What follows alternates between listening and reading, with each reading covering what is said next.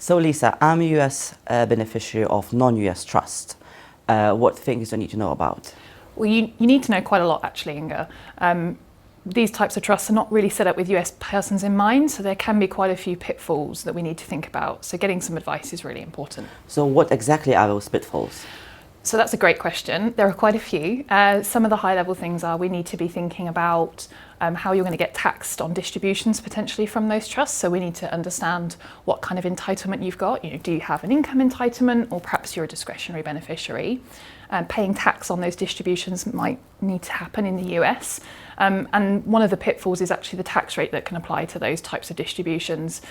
These rules are relatively penal potentially in operation. So with some planning, we might be able to help with that. But if you've already had those distributions, then perhaps we've got a little bit, more to figure out.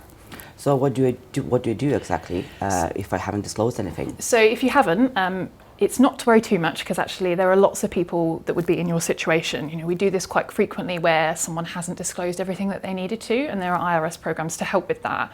In terms of what we would need to do, we'd need to look at what's happened inside the trust and figure out the best way to tax you on those distributions, and then bring your filings up to date by filing some tax returns and some what we call Form 3520s.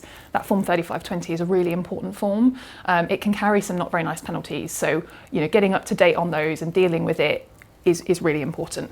So let's say I brought everything up to date, everything is sorted, and what do I do next?